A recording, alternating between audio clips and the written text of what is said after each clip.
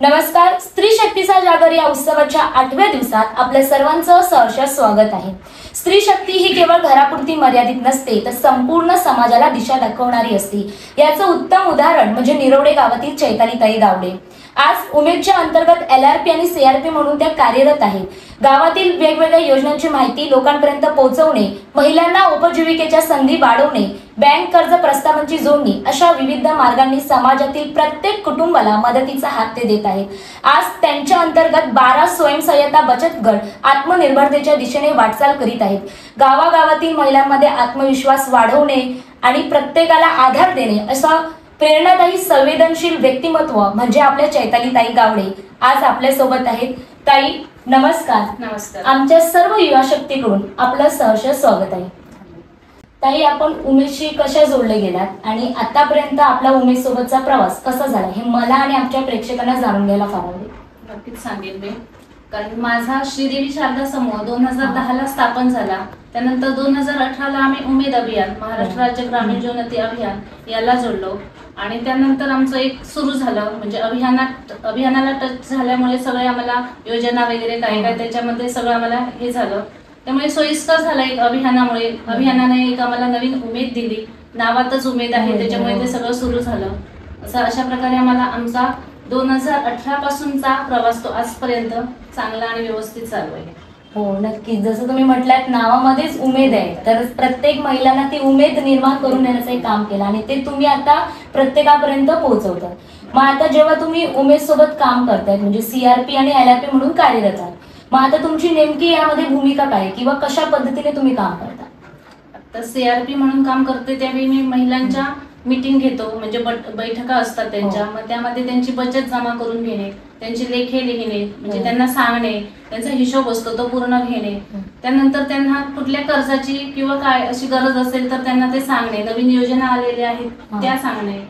म्हणजे बऱ्यापैकी चालू आहे व्यवस्थित आणि महिला पण त्या समूह पण चांगल्या प्रकारे आम्हाला सपोर्ट करतो. म्हणजे फक्त त्यांच्या मीटिंगा ठरलेल्या असतात, त्या महिन्यात त्या तारीखला ठरलेल्या असतात, वेळ ठरलेली असते.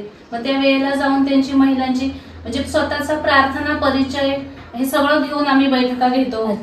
आणि त्यामुळे त्यांना पण त्याच्यात आहे व्यवस्थित सगळं. बरोबर.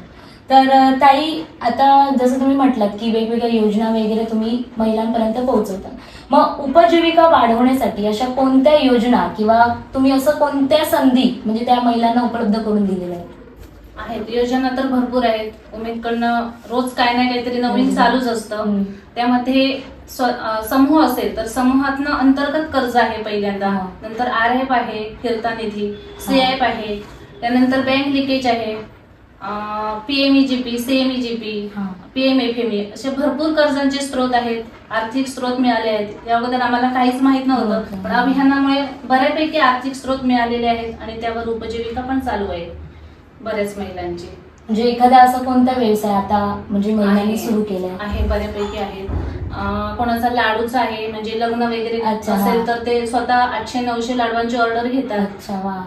परत टेलरिंग आहे, ब्युटी पार्लरचं आहे, किराणा दुकान आहे, भाजीपाल्याचं दुकान आहे, अंडा कलेक्शन वगैरे म्हणजे बऱ्यापैकी दुकानं आहेत सगळ्यांची. मसाला आहे. माझं स्वतःचा आता सिंधुरत्न प्रकल्पांतर्गत मी स्वतः कांडप मशीन माझ्या समूहातून घेतलेली आहे. मॅडम, आता तुम्ही ज्या पद्धतीने प्रवास आपला एकंदरीत सांगितला तर एका रणरागिणीप्रमाणे तुम्ही काम करत आहात. तर आम्हाला सगळ्यांना उत्सुकता आहे की पुढील काही वर्षांमध्ये आपण गावच्या विकासासाठी आणि महिलांच्या सक्षमीकरणासाठी काय स्वप्न पाहता? आहेत स्वप्न तर भरपूर आहेत, कारण प्रत्येक महिला ही आदिशक्ती आहे. कारण जेव्हा जे आम्ही उपक्रम ठरवतो ते भरारीने करतो, कारण तसं मला महिलांचा पण सपोर्ट असतो, सहकार्य असतं प्रत्येक महिलेचं.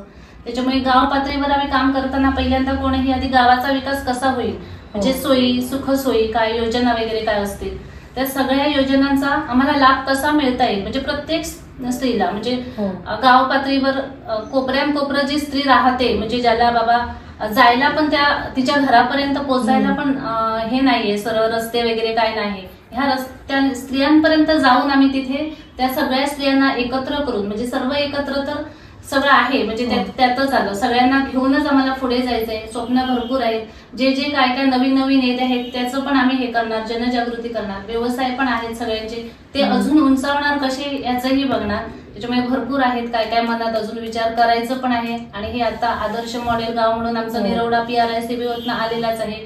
त्याचाही फायदा घेऊन आम्ही अजून नक्कीच पुढे जाण्याचा प्रयत्न करणार. आमच्या शुभेच्छा आपल्यासोबत कायम असतील आणि लवकरात लवकर तुम्ही जे स्वप्न पाहिलात ते लवकरात लवकर पूर्ण हो, हीच आम्ही आज नवरात्रीच्या दिनानिमित्त तुम्हाला शुभेच्छा देतो. तर आता तुम्ही ज्या क्षेत्रात काम करत आहात तर त्या क्षेत्रामध्ये महिलांनी, तरुण मुलींनी कशा याव्यात, म्हणजे अजून आल्या पाहिजेत, यासाठी तुम्ही त्या महिलांना किंवा तरुण मुलींना काय संदेश द्या? आहे संदेश म्हणजे कसं आहे, उमेद असल्यामुळे आणि आम्ही जे करतोय, कारण माझे रोज स्टेटस वगैरे काय काय आम्ही करत असतो ते बघत असतात. मग मुलींचं पण तिकडनं मला रिप्लाय असतो, वा छान मस्त केला, असं सगळं काय नाही काहीतरी चालू असतं. मग त्यांना पण वाटतं बाबा.